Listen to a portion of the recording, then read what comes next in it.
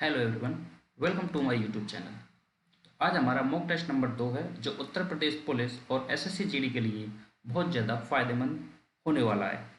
तो सबसे पहले आप क्या करेंगे कि सबसे पहले पेन और कॉपी उठा लें और मेरे क्वेश्चन हल करने से पहले आप उसे खुद करके देखें।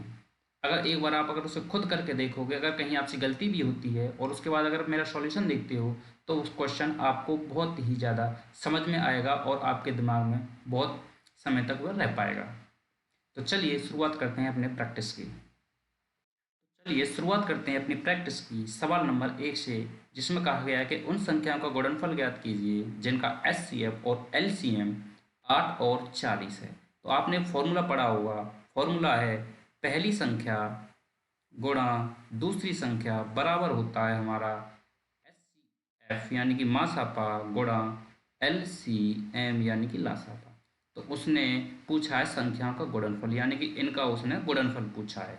तो हम गुणनफल कितना होगा, एच सी एफ हमारा कितना है 8 और एलसीएम कितना है हमारा 40। तो 8 चौकी 32। ठीक है, तो राइट आंसर हो जाएगा हमारा ऑप्शन नंबर डी। देखते हैं अपना सवाल नंबर 2। इसमें क्या कहा गया है कि इसमें कहा गया है कि दो संख्याओं का एलसीएम उनके एचसीएफ का 15 गुना है। तो एलसीएम की जगह हम एल मान लेंगे और एचसीएफ की जगह हम एच मानेंगे। ठीक है, तो इसमें कहा जो एलसीएम है उनके एचसीएफ का 15 गुना है। तो हम इसको लिख लेंगे, एलसीएम जो है हमारा एचसीएफ का कितना गुना है, 15 गुना है। उसके बाद कहा है कि जो एलसीएम और एचसीएफ का जो योग है वह 112 है। एलसीएम और एचसीएफ को जो योग कर दिया, हमने कर दिया 112। ठीक है, अब हम इसको एक चीज आप देखो, एल के बराबर 15 एच है और एल प्लस एच यहाँ पर है। तो एल की जगह अगर हम 15 एच रख दें तो 15 एच तो ये है और एक एच ये है, हमारा कितना हो जाएगा 16 एच। तो 16 एच बराबर हो जाएगा हमारा 112। और जब 16 से इसे काट देंगे, 16 सत्ते 112, तो एच बराबर हो जाएगा हमारा 7। ठीक है, एच सी एफ हमारा कितना आ गया 7। जब इस एच की वैल्यू यहाँ रखेंगे तो ये हो जाएगा एलसीएम हो जाएगा हमारा 15 गुणा 7। तो एलसीएम कितना हो गया हमारा 15 गुणा 7। अब देखिए इसमें कहा गया है कि यदि एक संख्या 49 है तो दूसरी संख्या ज्ञात कीजिए। अभी पहले वाले सवाल में यही फॉर्मूला बताया है। तो उसमें पहली संख्या गुणा दूसरी संख्या बराबर होता है एच सी एफ गुणा एलसीएम। तो इसमें कहा कि पहली संख्या इसमें है 49 है, उसने दूसरी संख्या पूछी है तो इसका होता है एल सी एम यानी H C F. H C F कितना हमारा 7 गुणा और एच एल सी एम आ जाएगा तो 15 गुणा 7। ठीक है, तो 7 सत्ते 49 से 49 कट जाएगा तो सेकंड वैल्यू जो है हमारी आ जाएगी 15। तो राइट आंसर हमारा हो जाएगा 15। ऑप्शन नंबर हो जाएगा हमारा डी।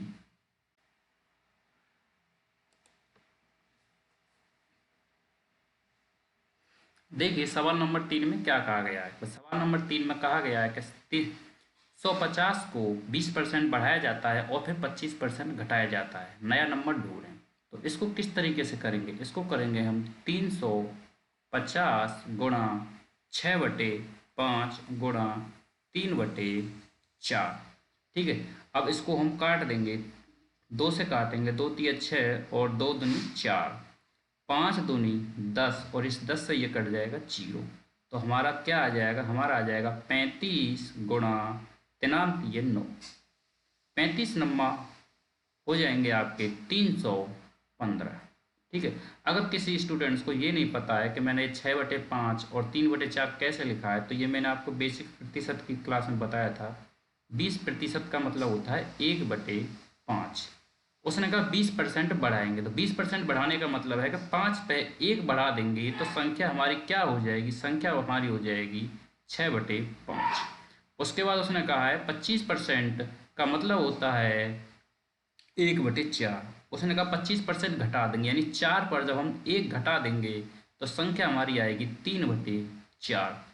इन्हीं दो चीज़ों को इस्तेमाल किया है। अगर आपको ये सारी चीज़ें आती हैं, ठीक है, तो आपका ये जो सवाल है ज़्यादा से ज़्यादा 1 मिनट का भी नहीं है, 25 से 30 सेकंड का है। ठीक है, देखिए सवाल नंबर 4 में क्या कहा गया है। फिर कह रहा है कि एक डीलर अपने सामान पर लागत मूल्य से 15% अधिक मूल्य अंकित करता है और फिर वह उस पर 20% की छूट देता है, उसका हानि प्रतिशत क्या होगा। तो आपने इसका एक फॉर्मूला पढ़ा होगा, मैं आपको इसके दो तरीके से बताऊंगा। तो आपने एक तरीका तो हो जाएगा इसका फॉर्मूला, तो एक्स प्लस वाई, एक्स गुणा वाई बटे 100। जब भी लगातार कुछ प्रतिशत घटता है या कोई प्रतिशत बढ़ता है तो ये वाला फॉर्मूला हम इस्तेमाल करते हैं जब दो बार दिया गया हो। ठीक है, तो इसकी जगह एक्स की जगह हो जाएगा हमारा 15। ठीक है, जहाँ बढ़ेगा वहाँ 15 और जहाँ घटेगा वहाँ माइनस का हम लिखते हैं। तो माइनस की 20% की छूट है तो यहाँ घट रहा है, प्लस अब हमारा आ जाएगा 15 गुणा, ठीक है, और माइनस का 20 बटे 100 हमारा हो जाएगा। जब हम इसे काटेंगे 20 एकम 20, 20 पंजे 100, यानी 20 हमारा माइनस एक बार कट जाएगा। और जब इसे 5 से काटेंगे तो 5 तिये 15। ठीक है, तो ये हो जाएगा हमारा 20 में से 15 गए तो माइनस के 5 और 3 गुणा माइनस 1 करेंगे तो माइनस का 3, तो ये हो जाएगा हमारा माइनस का 8। माइनस का 8 का मतलब है कि हमारी हानि हुई है। अगर यहाँ प्लस का बचता तो होता हमारा प्रॉफिट, और माइनस का बचा तो हुई है हमारी हानि। तो हमारा आंसर हो जाएगा माइनस का 8। ठीक है, अगर हम इसका दूसरा तरीका देखें, दूसरे तरीके में क्या है, देखो 15% बढ़ रहा है। जो मैंने आपको बताया था कि 5% का मतलब होता है 1/20। अगर इसको हम 3 गुना कर दें, ठीक है, इसको हम 3 गुना कर दें तो ये हो जाएगा 15% बराबर 3/20। ठीक है, तो वह क्या कह रहा है कि 15% मूल्य अधिक अंकित करता है, यानी 20 की बजाय 20 पर वह 3 अधिक अंकित करता है। तो 20 की बजाय 3 बटे मतलब 20 की बजाय वह करता है 23/20। ठीक है, क्योंकि 20 पर वह 3 अंकित अधिक करता है तो हमारी वैल्यू जो हो जाती है 20/3 हो जाती है। उसके बाद वह 20% की छूट देता है। 20% का छूट का मतलब है कि 1/5, 5 पर 1 की छूट देगा तो जो संख्या बचेगी वह बचेगी 4/5। इसी को हमें इस्तेमाल करना है। ठीक है, देखो क्या है हमारी, उसने कहा पहले बढ़ाया तो 23/20 कर देंगे हम, और उसके बाद फिर वह 20% की छूट दे रहा तो ये हो जाएगा 4/5। 23 चौका 92 और 20 पंजे 100, यानी कि कोई वस्तु 100 की अगर वह 92 में बेच रहा है तो उसको कितने की हानि हो रही है, उसको हो रही है 8% की हानि। आप इस तरीके से भी कर सकते हैं और इस तरीके से भी कर सकते हैं। आपको सारे ही तरीके आने चाहिए एग्जाम में, क्योंकि वहाँ कभी कभी कुछ समझ नहीं आता, कभी कभी दिमाग में फॉर्मूला नहीं आता। तो अगर आपको इस तरीके से बेसिक आता है तब भी आप सवाल को करके आगे बढ़ जाओगे। देखिए सवाल नंबर 5, इसमें कहा गया है कि एक टेबल फैन को 2827.06 रुपये में बेचने पर अर्जित लाभ इसे 2230 रुपये में बेचने पर हुई हानि से 14% अधिक है। ठीक है, मान लिया हमारा जो सीपी है वह हमारा बीच में कहीं यहाँ पर है। ठीक है, अगर इस सीपी से यानी क्रय मूल्य से अधिक रुपए में हम कोई सामान बेचेंगे तो हमें लाभ होगा। और अधिक रुपए में कितने पर बेच रहे हैं, हम बेच रहे हैं 2827.06 रुपये में। अधिक रुपए में बेच रहे हैं, 2827.06 रुपये में अपने सामान को बेच रहे हैं तो हमें कुछ लाभ हो रहा है। ठीक है, वही सामान अगर हम 2230 रुपये में बेचते हैं तो हमें कुछ हानि होती है। ठीक है, अगर वही सामान मान लो हमारे सामान का जो क्रय मूल्य वह है एक्स है या सीपी है। ठीक है, हमारा जो क्रय मूल्य सीपी है, अगर हम क्रय मूल्य से अपना सामान अधिक यानी 2827 में बेच रहे तो हमें कुछ लाभ होता है। अभी हमें पता नहीं कितना लाभ होता है, हमें कुछ लाभ होता है। और हम अपने क्रय मूल्य से कम यानी कि 2230 रुपये में बेच रहे हैं उसी वस्तु को तो हमें कुछ हानि होती है। अभी हमें ये नहीं पता कितनी हानि होती है। ठीक है, तो देखिए इसमें दिया गया है तो जो अर्जित लाभ है वह 2230 रुपये में बेचने पर हुई हानि से 14% अधिक है। जो लाभ है वह हानि से 14% अधिक है, यानी कि 14% का मतलब क्या है हमारा 7/50। ठीक है, वह सवाल में कह रहा अगर हानि हमें 50 यूनिट की हुई है। ठीक है, अगर हमें हानि 50 की हुई है तो जो हमें लाभ है वह 50 से 7 ज़्यादा होगा। ठीक है, तो ये कितना हो जाएगा, हम कह सकते हैं अगर हमें हानि 50 की इसमें दी गई है तो जो हमें लाभ होगा यूनिट में वह होगा 57 यूनिट का, यानी कि 14% अधिक। ठीक है, तो हम यहाँ लिख लेंगे अब इसे रेशियो में। मान लिया हमें जो हानि वह 50 यूनिट की हुई, तो हमें लाभ कितने का होगा, हमें लाभ होगा 57 यूनिट का। उसने कहा है कि लाभ जो है 14% अधिक होगा, तो 50 का 57, 14% अधिक 57 हो गया। अब देखो इसमें अंतर कितना है, अगर यहाँ से यहाँ तक देखा जाए तो यूनिट में अंतर कितना है, 50 और 57, 107 यूनिट का इसमें अंतर है। अगर यहाँ से यहाँ तक देखा जाए तो कितना अंतर है यूनिट में, 107 यूनिट का अंतर है।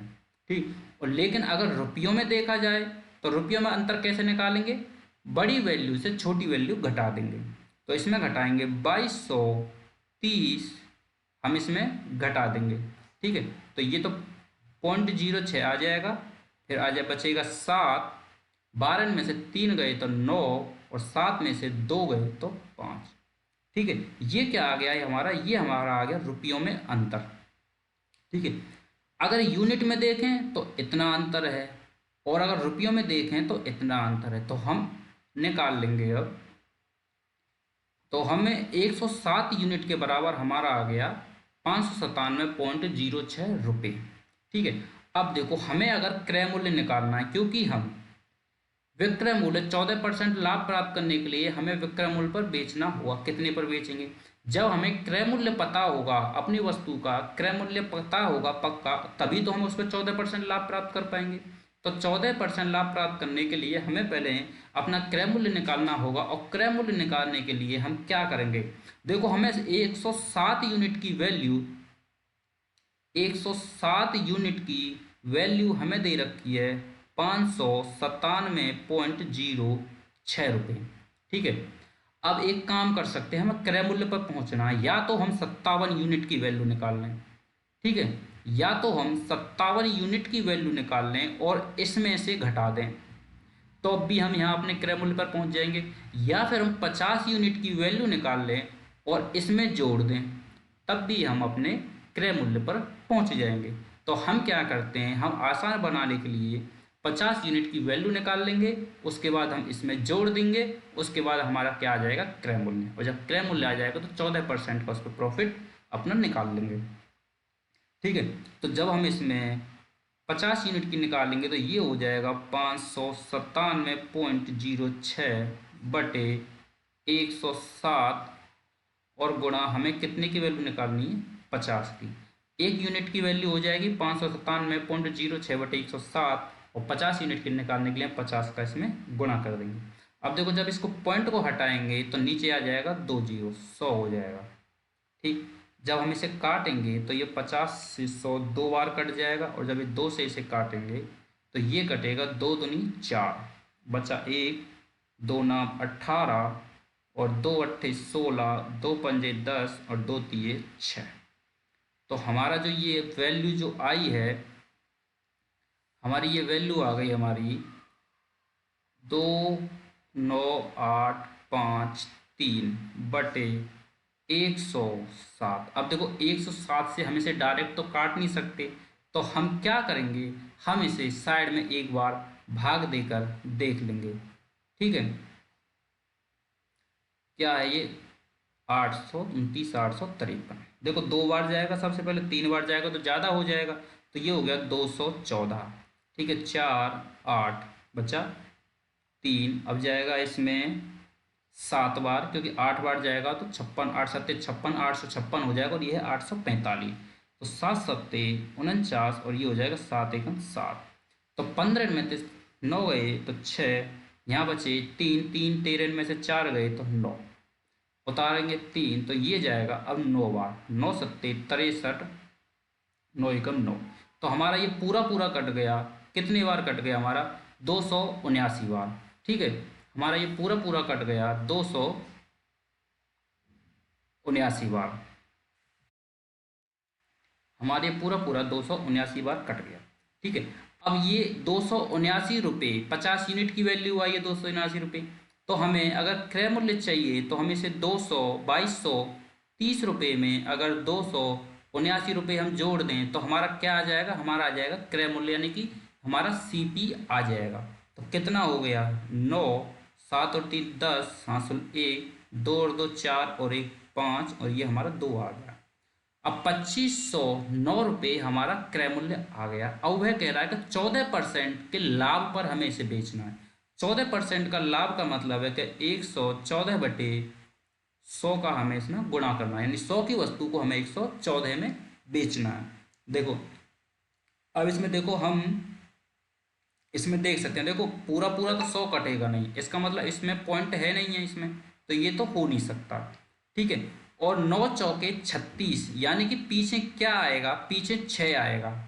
ठीक है, पीछे 6 आएगा, 9 चौके 36, और 0 पॉइंट लग जाएगा पीछे से 2 अंक छोड़ के। तो देखो 6 केवल इसमें है पीछे और 2 अंक छोड़ के ये लगा हुआ है, तो हमारा ऑप्शन नंबर सी हो जाएगा। और अगर चाहो तो आप 2509 गुणा 114 करके पीछे से 2 अंक छोड़ के इसमें पॉइंट लगा देना। ठीक है, तो राइट आंसर हमारा हो गया 2860.26। उम्मीद करता हूं आपको ये अच्छे से समझ में आया होगा। सवाल नंबर 6 में कहा गया है कि एक कपड़े की दुकान ने शर्ट पर 30% की छूट की घोषणा की। रेवान डिस्काउंट में 810 रुपये बचाना चाहता था। ऐसा करने के लिए उसे कितनी शर्टें खरीदनी चाहिए यदि प्रत्येक शर्ट का अंकित मूल्य 540 रुपये है। ठीक है, तो अंकित मूल्य कितना, हमारा अंकित मूल्य है 540 रुपये, और डिस्काउंट कितना दे रहा है, 30%। तो 30% में 30% दे रहा है, लेकिन रुपयों में कितना डिस्काउंट होगा, तो 30% जब हम 540 का निकालेंगे तो ये आ जाएगा हमारा 4 तिया 12 और 5 तिया 15 और 16, यानी कि अगर हम एक शर्ट खरीदते हैं तो हमें डिस्काउंट कितने का मिलता है, 162 रुपये का। अगर हम 2 शर्ट खरीदते हैं तो हमें डिस्काउंट कितने का मिलेगा, 2 दूनी 4, 6 दूनी 12, यानी 324 रुपये का।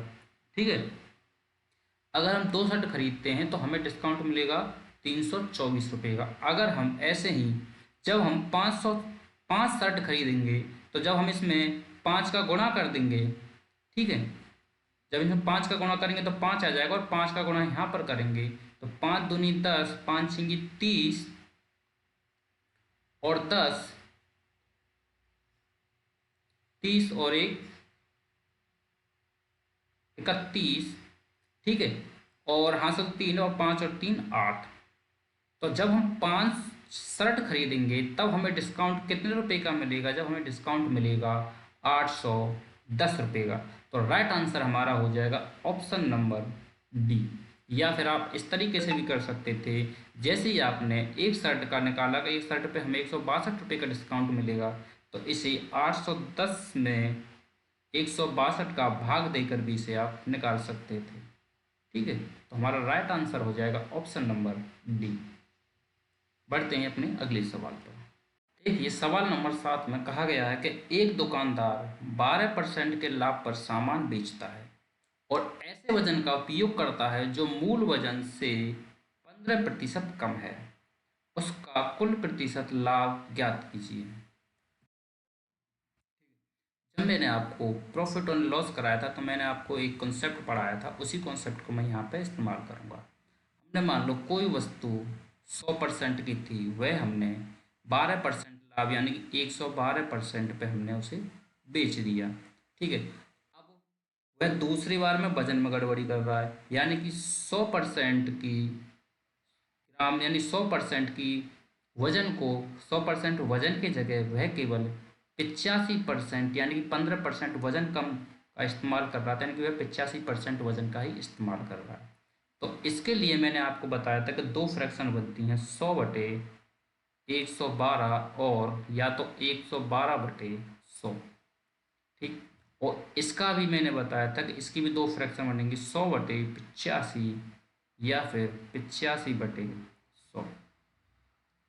ठीक है, अब हमें इसको किस तरीके से करना है हम देखेंगे कि जब हम 100% की वस्तु को 12% लाभ पर बेच रहे हैं, तो जब लाभ पर बेचेंगे तो बड़ी फ्रैक्शन का हम इस्तेमाल करेंगे तो ये हो जाएगा 112 बटे, यानी हम एसपी और सीपी का रेशियो मानकर चलते हैं, तो 112 बटे 100 ये हो जाएगा। ठीक है, उसके बाद हम दूसरा वाला पॉइंट उठाएंगे कि जब 100% की जगह वह केवल 85% ही सामान तोड़ रहा है, तब भी दुकानदार को लाभ हो रहा है। और जब दुकानदार को लाभ होगा तो बड़ी वाली फ्रैक्शन यानी बड़ी भिन्न से इस्तेमाल किया जाएगा। तो बड़ी भिन्न कौन सी हो जाएगी? 100/85। तो 100/85 हमारी बड़ी भिन्न है। तो इसमें क्या होगा, 100 से ये 100 कट जाएगा, तो हमारा क्या आ जाएगा, एसपी हमारा आ जाएगा 112 और सीपी हमारा आ जाएगा 85। ठीक है, तो एसपी 112 सीपी 85, कितना प्रतिशत अधिक लाभ हुआ है? तो 85 पर कितना अधिक लाभ हुआ है? 85 पर लाभ हुआ जब 112 से हम 85 घटा देंगे, तो 12 में से 5 गए 7 और यहाँ बचा 10 और 10 में से 8 गए थे 2, यानी 85 की वैल्यू यानी 85 यूनिट को पर उसे 85 यूनिट पर उसे 27 यूनिट का लाभ हुआ है। अगर हम इसे प्रतिशत में बदलेंगे तो गुणा कर देंगे 100 का, और जब हम इसे 5 से काटेंगे तो ये कटेगा 17 पंजे 85 और ये कट जाएगा 20 पंजे 100। तो हमारा ये आ जाएगा 27 दूनी 54, यानी 540/17। अब जब हम इसे प्रतिशत में बदलेंगे तो कितना हो जाएगा? 17 दूनी 34, 17 तिये 51। ठीक है, तो यहाँ कितना बचा? 3। तो 17 दूनी 34, यानी कि 32% होने से थोड़ा सा कम रह गया, तो 17 एकम 17, 31 पॉइंट कितना आ जाएगा? अब हम ऑप्शन की तरफ जाएं तो 31 केवल एक में ही है, और केवल 4 थोड़ा सा कम था, 4 और होता तो 32% हो जाता। तो हमारा ऑप्शन नंबर बी हो जाएगा 31.76%। चाहो तो आप इसे पूरा पूरा भाग करके भी चेक कर सकते हैं।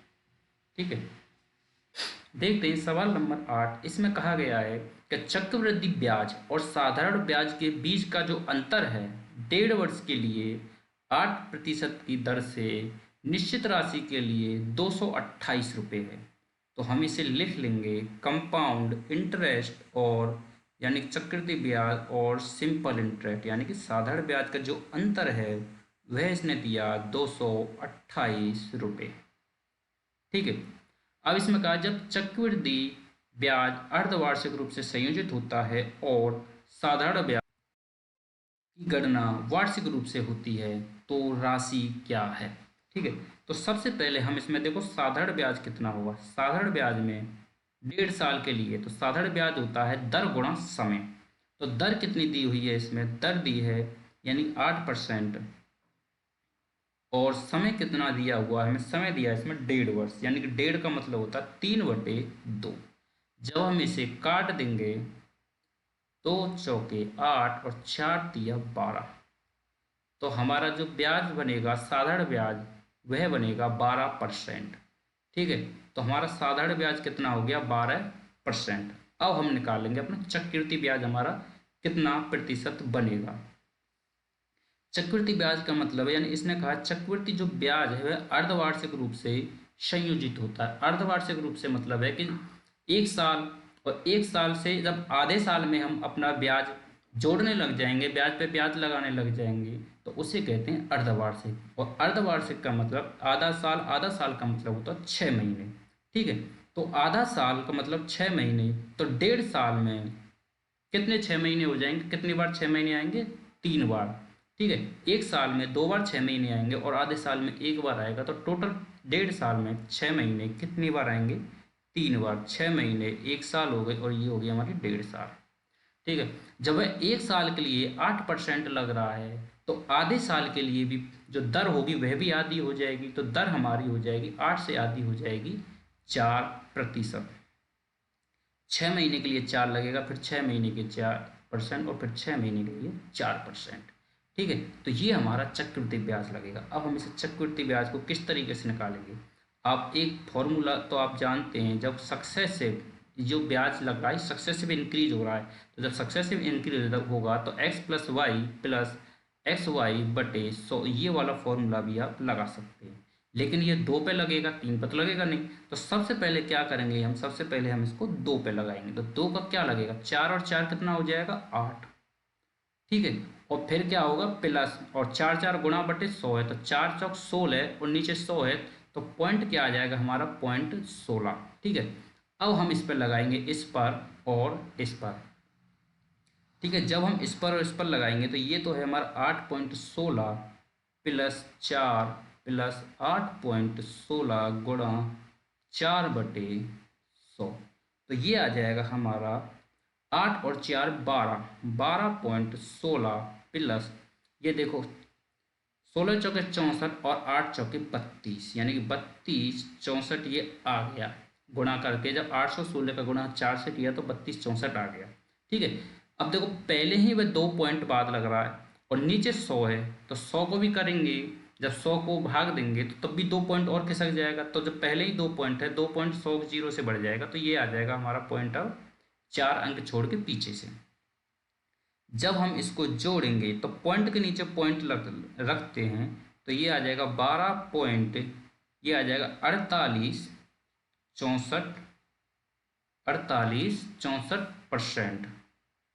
ठीक है, 48 64%, ये हमारा बना टोटल साधारण ब्याज। और ये हमारा बना टोटल, मतलब ये बना चक्रवृद्धि ब्याज और ये बना हमारा साधारण ब्याज। ठीक है। अब उसने अंतर दिया है और इसमें अंतर कितने का, साधारण ब्याज बनना है 12% और चक्रवृद्धि ब्याज बनना है 12.4864%।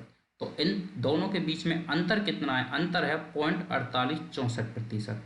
तो अंतर जो है 0.4864% दिया गया है। ठीक है। और इसकी जो वैल्यू है रुपयों में वह कितनी है, 228। ठीक है, 228 वैल्यू है। जब हम इसकी 100% की वैल्यू निकालेंगे तो ये हो जाएगा 228 बटे, अब ये 0.4864 है, तो जब ये 4864 नीचे लिखेंगे, जब इस पॉइंट को हम हटाएंगे तो यहाँ क्या आ जाएगा, 100 आ जाएगा। तो हम 100 2 बार आएगा, 4 पॉइंट के बाद लग रहा है, 4 अंक के बाद 0 पॉइंट लग रहा है, तो 200 ऊपर लिख देंगे।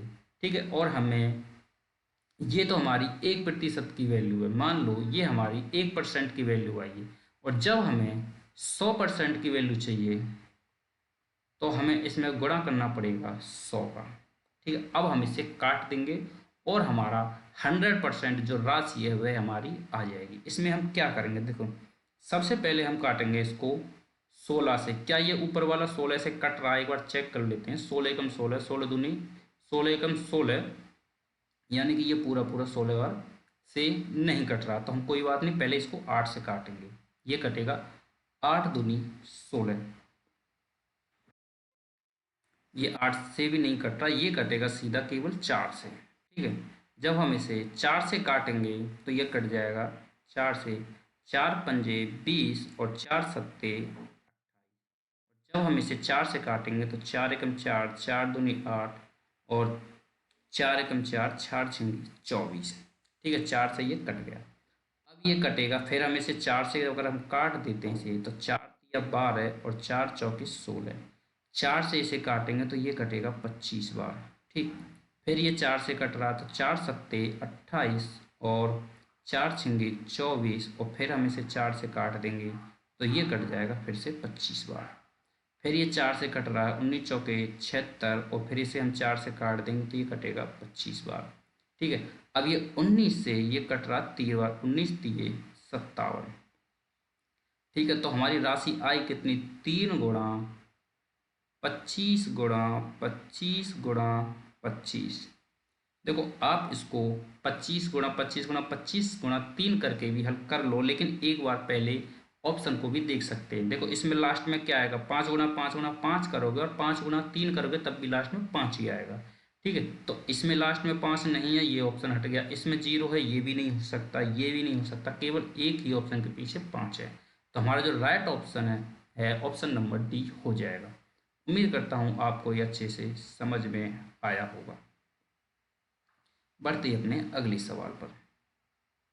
देखते हैं अपना सवाल नंबर 9। इसमें कहा गया है कि जॉन ने एक बैंक से 10% वार्षिक चक्रवृद्धि ब्याज की दर पर कुछ धनराशि उधार ली, जिस पर ब्याज वार्षिक रूप से संयोजित होता है।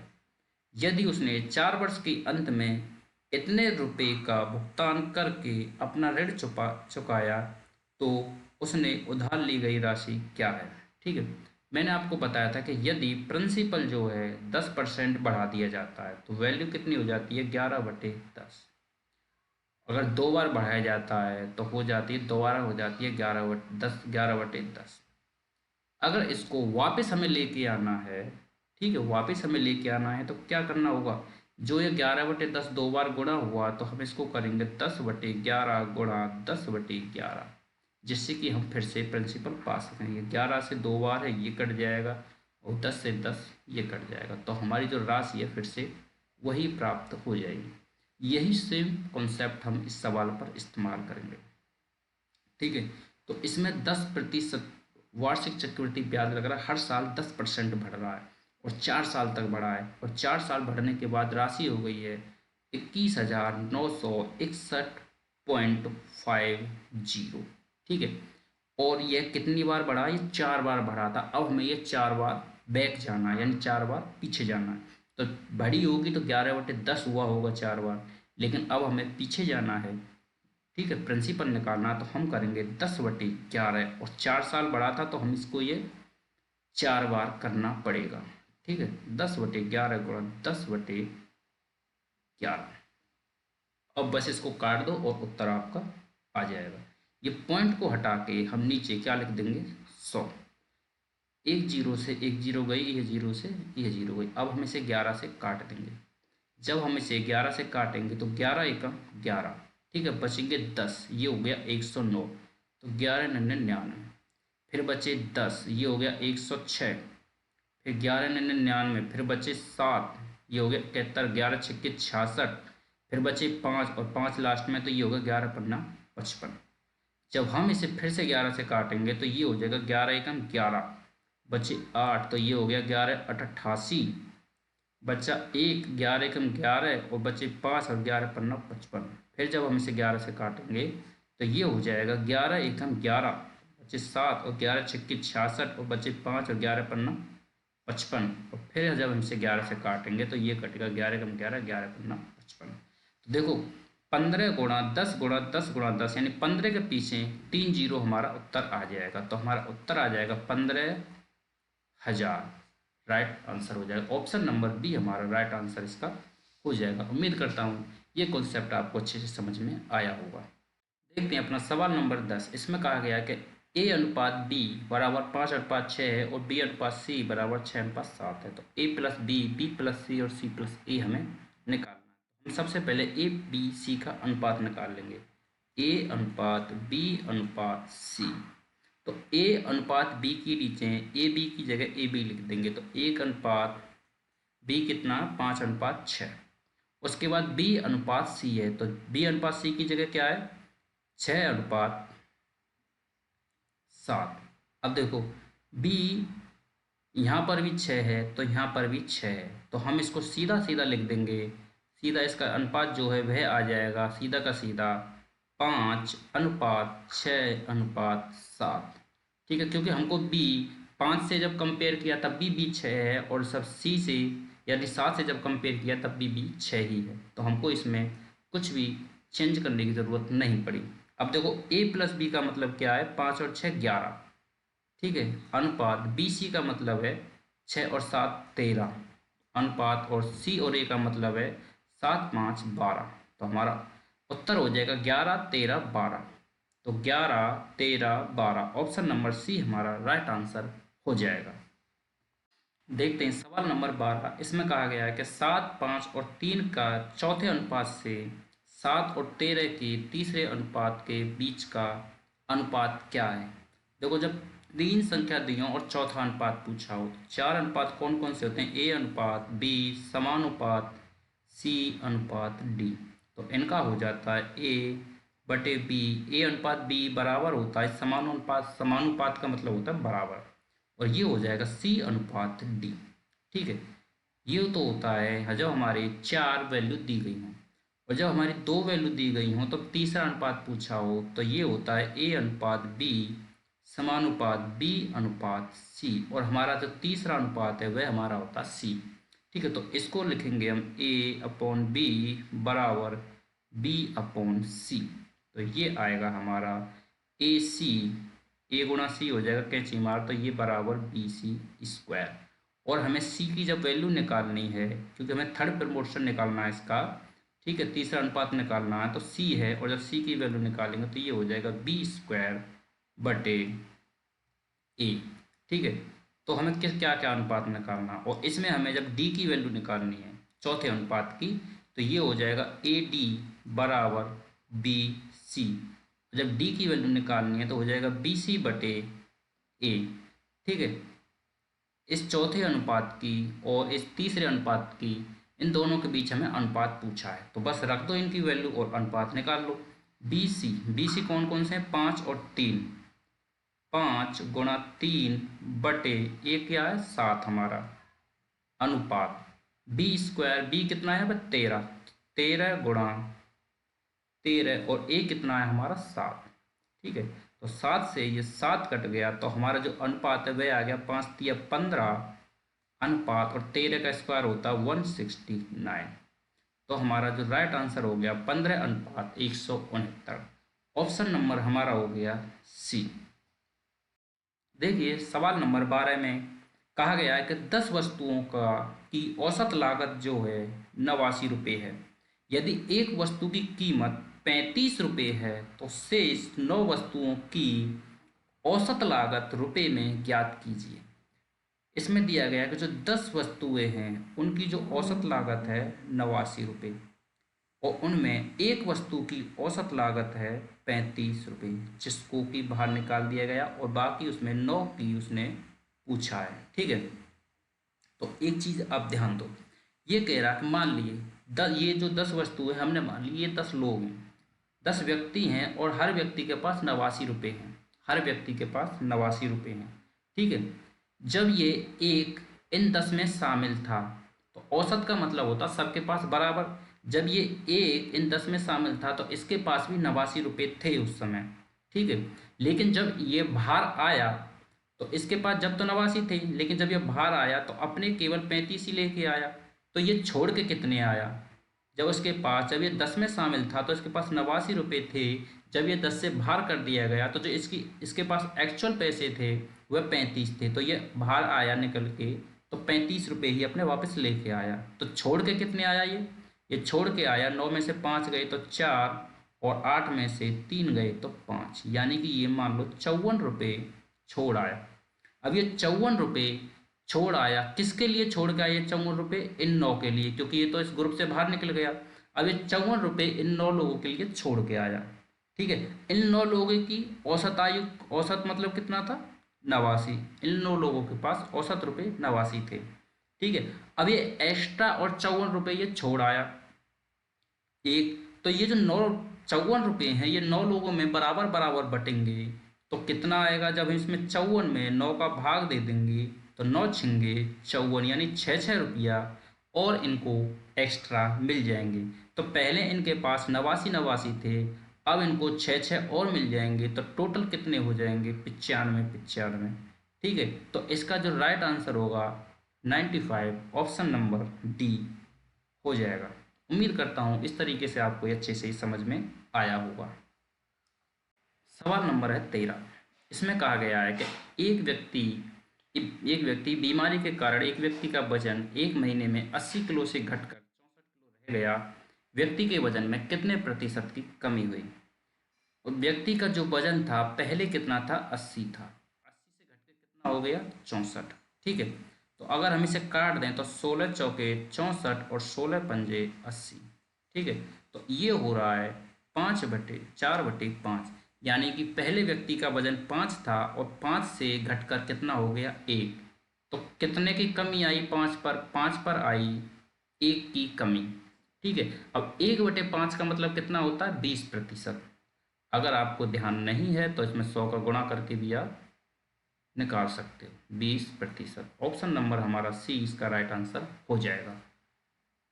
सवाल नंबर 14, इसमें कहा गया कि ए और बी एक कार्य को अलग अलग क्रम से 10 और 15 दिन में कर सकते हैं। यानी कि ए जो है वह कर सकता है 10 दिन में, और बी जो है वह कर सकता है 15 दिन में। इनका एलसीएम को हम टोटल वर्क मान लेंगे, एलसीएम इसका हो जाएगा 30, टोटल वर्क मान लिया हमने 30। जब इनकी एफिशिएंसी निकालेंगे तो कितना, 15 तिया मतलब 10 तिया 30 और 15 दूनी 30, ए की एफिशिएंसी 3 आ गई और बी की एफिशिएंसी आ गई 2। अब देखो इसमें क्या कहा गया, टोटल वर्क हमारा कितना हो गया 30। बी अकेले 3 दिन तक कार्य करता है, बी अकेले 3 दिन तक कार्य करता है, एक दिन में 2 यूनिट कार्य कर रहा है, तो 3 दिन में कितने हो जाएगा काम, 3 दिन में कर लेगा ये 6 यूनिट। ठीक है, तो शेष काम कितना बचेगा, शेष बचेगा हमारा 30 माइनस 6 बराबर 24। उसके बाद कह रहा फिर उसने काम छोड़ दिया तो ए शेष कार्य कितने दिनों में पूरा करेगा। अब ये शेष कार्य ए कितने दिनों में पूरा करेगा। ठीक है, ए की एफिशिएंसी कितनी है 3, एक दिन में 3 यूनिट कर रहा है, तो 24 को काम को कितने दिन में करेगा, तो 3 का इसमें भाग दे देंगे, 3 अट्ठे 24, तो ये हमारा करेगा 8 दिन में। ऑप्शन नंबर डी हमारा राइट आंसर हो जाएगा। क्वेश्चन नंबर 15 देखते हैं। इसमें कहा गया है कि सोनल और अर्जुन मिलकर एक काम को 57 दिनों में कर सकते हैं।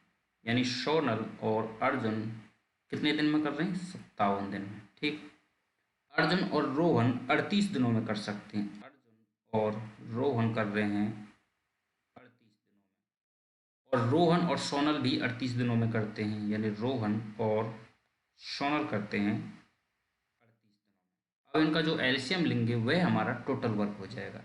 एलसीएम कैसे लेंगे, सबसे बड़ी संख्या को हम तोड़ लेंगे, तो 19 दूनी 38, 19 तिये 57। ठीक है, अब देखो 38 में 19 तो है यहाँ है लेकिन 2 नहीं है, तो 2 और हम यहाँ लिख लेंगे, ये हो जाएगा 19 दूनी 38। ठीक है, ये 38 भी इसमें आ गया, 38 है ये। तो अब हम इसकी एफिशिएंसी निकालेंगे, तो 57 का जब भाग देंगे इसमें, तो 19 दूनी 38, 19 तिया 57, तो इसकी एफिशिएंसी हो जाएगी 2। 38 का भाग देंगे तो 19 दूनी 38, बचेगा 3, तो इसकी एफिशिएंसी हो जाएगी 3, और इसकी भी एफिशिएंसी हो जाएगी 3। ठीक है, तो देखो यहाँ पे अगर हम इसने जोड़ दें, एस ए इन दोनों की एफिशिएंसी 2 है, अर्जुन और रोहन की एफिशिएंसी दोनों की एक दिन की एफिशिएंसी 3 है, और रोहन और सोनल की एक दिन की एफिशिएंसी 3 है। अगर हम इन्हें जोड़ दें तो 2 बार ही सोनल आ जाएगा, 2 बार ही अर्जुन आ जाएगा, और 2 बार ही रोहन आएगा। ठीक है, क्योंकि सारी की हमने जोड़ दी, अब इनकी एफिशिएंसी को हम जोड़ेंगे तो कितना हो जाएगा, 2 और 3 5 और 3 8। ठीक है, अब इनके हम एक दिन की एफिशिएंसी निकालेंगे, सोनल, अर्जुन और रोहन की, तो इनकी एक दिन की एफिशिएंसी निकालेंगे तो 2 से ये 4 कट जाएगा, एक दिन की एफिशिएंसी आ गई इनकी 4। अब ये कह रहे हैं कि सोनल, अर्जुन और रोहन मिलकर उसी काम को कितने दिन में करेंगे, तो हमारा टोटल वर्क कितना है, टोटल वर्क है 19 गुणा 3 गुणा 2, और एक दिन में करते हैं 4 यूनिट, तो ये टोटल कितने दिन में काम को ख़त्म कर देंगे तीनों मिलके, तो इसको हम काट देंगे, 2 दूनी 4, और ये आ जाएगा 19 दूनी 38, 19 तिये 57 बटे 2। जब 2 का इसमें भाग देंगे तो 2 दूनी 4 और 2 अट्ठे 16, 2 पंजे 10, 28.5, यानी 28.5 दिन में ये अपना काम तीनों मिलकर पूरा कर लेंगे। तो ऑप्शन नंबर ए हमारा राइट आंसर हो जाएगा। सवाल नंबर 16 में कहा गया है कि 120 मीटर लंबी एक ट्रेन 60 किलोमीटर प्रति घंटा की गति से चलते हुए एक पुल को 18 सेकंड में पार करती है। पुल की लंबाई ज्ञात कीजिए। पुल की लंबाई ज्ञात करने से पहले हम पहले टोटल डिस्टेंस निकाल लेंगे। जब ट्रेन पुल को पार करेगी तो वह पुल की डिस्टेंस भी तय करेगी और वह खुद की डिस्टेंस भी तय करेगी। तो सबसे पहले हम निकालेंगे कि 60 किलोमीटर की स्पीड से 18 सेकंड में वह टोटल डिस्टेंस कितनी पार करेगी। ठीक है, टोटल डिस्टेंस निकालेंगे तो 18 सेकंड में हमें निकालना है। तो सबसे पहले इस किलोमीटर को प्रति घंटा को हम मीटर प्रति सेकंड में बदलेंगे, तो 5/18, और डिस्टेंस निकालने के लिए हम स्पीड गुना टाइम करते हैं। तो हम जब स्पीड हमारी ये आ गई मीटर प्रति सेकंड में और टाइम है हमारा 18 सेकंड, जब 18 से 18 कट जाएगा तो जो टोटल डिस्टेंस है वह हमारी आ गई 60 गुणा 5 बराबर 300 मीटर। ठीक है, अब इस 300 मीटर में 120 मीटर जो है ट्रेन की लंबाई है, तो पुल की लंबाई होगी हमारी 300 में से जब हम ट्रेन की लंबाई घटा देंगे तो हमारी पुल की लंबाई आ जाएगी 180 मीटर। राइट आंसर हमारा ऑप्शन नंबर डी हो जाएगा। देखते हैं अपना सवाल नंबर 17। इसमें कहा गया कि एक बस स्टेशन पी से स्टेशन क्यू तक 70 किलोमीटर प्रति घंटा की गति से और स्टेशन क्यू से स्टेशन पी तक 90 किलोमीटर प्रति घंटा की गति से यात्रा करती है। पूरी यात्रा के दौरान बस की औसत गति क्या है? औसत गति का जो फॉर्मूला होता है वह होता है 2 गुणा S1 गुणा S2 upon S1 plus S2। S1 का मतलब होता है जो उसने जिस गति से पहले यात्रा की, और S2 का मतलब होता है जिस गति से उसने दूसरी बार में बाद में यात्रा की। तो इसको हम रख देंगे 2 गुणा S1 का मतलब आ गया 70 और S2 की जगह आ गया 90, और जब इनको जोड़ेंगे 90 और 70 हमारा हो गया 160। जब हम इसको काटेंगे जीरो से, ये जीरो काट दी, 2 से काट दिया हमने ये 8 बार, और ये 45 बार कट जाएगा, ये कट जाएगा 4 बार। तो हमारा आ जाएगा 45 गुणा 7 करेंगे तो 7 पंजे 35 हासिल 3 और 7 चौका 28 और 3 31, और नीचे क्या है हमारा 4। जब इसमें 4 का भाग देंगे तो 4 सत्ते 28, बचे 3 और 4 अट्ठे 32, बचे 3 और पॉइंट लगा के बढ़ा दिए 0, और 4 सत्ते 28 और 4 पंजे 20, यानी 78.75 किलोमीटर प्रति घंटा। ऑप्शन नंबर बी हमारा राइट आंसर हो जाएगा। देखो इसमें क्वेश्चन नंबर 18 में दिया गया है कि 400 मीटर लंबी एक गोलाकार दौड़ में ए और बी एक ही समय में एक ही बिंदु से क्रम से 10 मीटर प्रति सेकंड और 16 मीटर प्रति सेकंड की गति से शुरू करते हैं। एक ही दिशा में दौड़ते समय वे कितने समय बाद प्रारंभिक बिंदु पर पहली बार मिलेंगे? जैसे कि मान लो ये एक गोलाकार दौड़ है, ठीक है। उन्होंने यहाँ से चलना शुरू किया, ए और बी ने यहाँ से चलना शुरू किया, ठीक है। ए की जो स्पीड है वह है 10 मीटर प्रति सेकंड, और जो बी की स्पीड है वह है 16 मीटर प्रति सेकंड। और ये जो दौड़ है, ये जो दौड़ है, गोलाकार जो दौड़ है, इसकी यहाँ से लेके यहाँ तक टोटल लंबाई है 400 मीटर, ठीक है। अब इस दूरी को 400 मीटर को ए को पार करने में कितना टाइम लगेगा? ठीक है, तो इस दूरी को ए को पार करने में कितना टाइम लगेगा? तो 400 बटे 10 बराबर इसको कितना लगेगा? 40 सेकंड, ठीक। और बी को ये 400 मीटर दूरी करने में अपनी 16 स्पीड से कितना टाइम लगेगा? तो 16 दूनी 32 और 16 पंजे 80, यानी इसको लगेगा 25 सेकंड। यानी हम कह सकते हैं कि जब ए दौड़ेगा तो ये इस पूरी दूरी को तय करने में 40 सेकंड लेगा, और जो बी है वह पूरी दूरी को तय करने में 25 सेकंड लेगा, ठीक। तो इसमें अब देखो ये सवाल क्या बन गया। आपने एक सवाल पढ़ा होगा कि एक घंटी 10 सेकंड के अंतराल पर बजती है और दूसरी घंटी 20 सेकंड के अंतराल पर बजती है, तो वह दोबारा से एक साथ कितने समय बाद बजेंगी। तो उसी टाइप का ये सवाल अब बन गया है। तो एक जो है 40 सेकंड में पूरी कर रहा है और दूसरा जो है 25 सेकंड में इस दौड़ को 400 मीटर की दूरी को पूरा कर रहा है। तो ये जब मिलेंगे तो कब मिलेंगे, कितने समय बाद मिलेंगे, इनका समय पूछा है। तो इस 40 और 25 का हम क्या निकालेंगे? LCM, ठीक है। 40 और 25 का हम निकाल लेंगे LCM। 40 और 25 का LCM कैसे निकालेंगे? देखो 40 और 25 में कितना होता है? 8 और 5, ठीक है। अब 25 में 2 5 होते हैं, एक 5 इसमें आ चुका है, एक और हम ले लेंगे। तो 50 25 और 25 अट्ठे 200, यानी कि ये कब मिलेंगे एक साथ? ये मिलेंगे 200 सेकंड बाद। यानी ऑप्शन नंबर हमारा 20 का राइट आंसर हो जाएगा।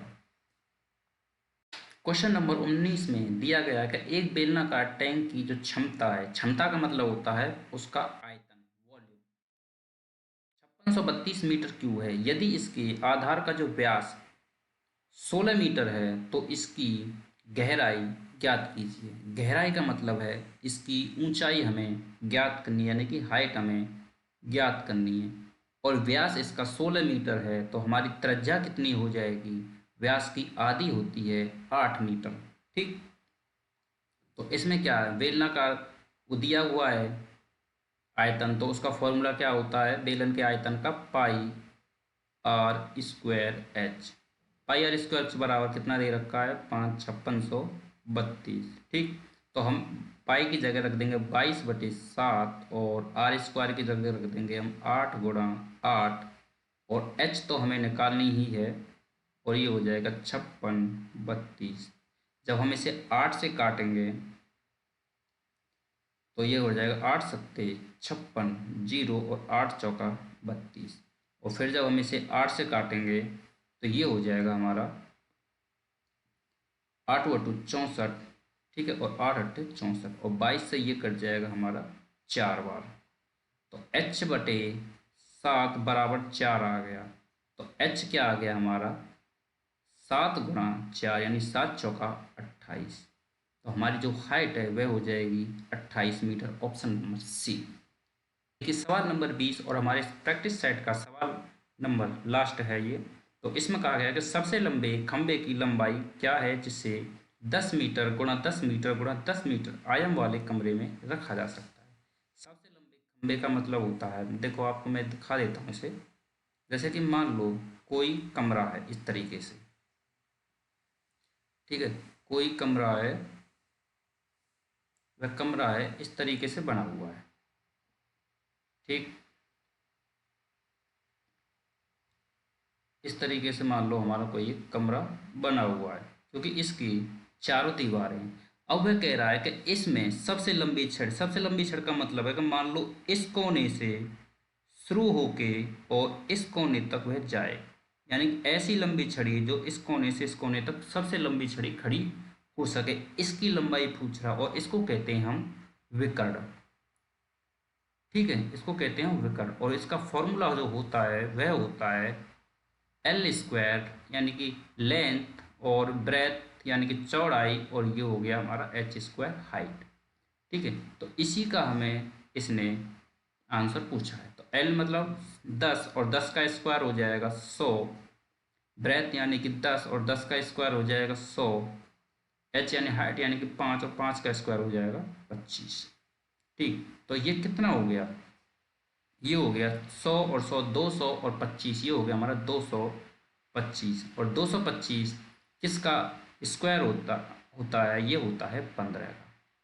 ठीक है, जब हम 225 को 15 × 15 तोड़ेंगे तो ये हमारा 225 हो जाएगा और हमारा 15 मीटर हमारा राइट आंसर हो जाएगा। इसकी जो हाइट होगी ज़्यादा से ज़्यादा 15 मीटर हो सकती है।